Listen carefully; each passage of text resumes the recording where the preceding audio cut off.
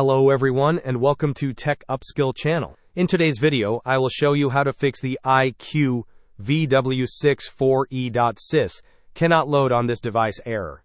And now let's get started.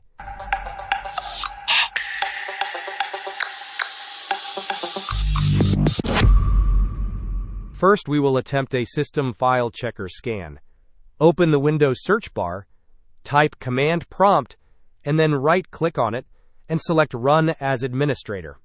In the command prompt window, type sfc/scannow and press Enter. This command will scan your system files and attempt to repair any corrupt or missing files.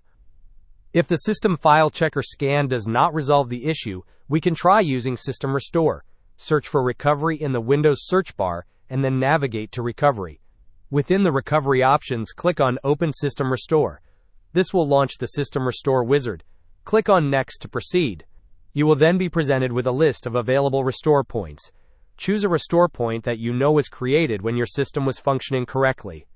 After selecting a restore point, click on Next again.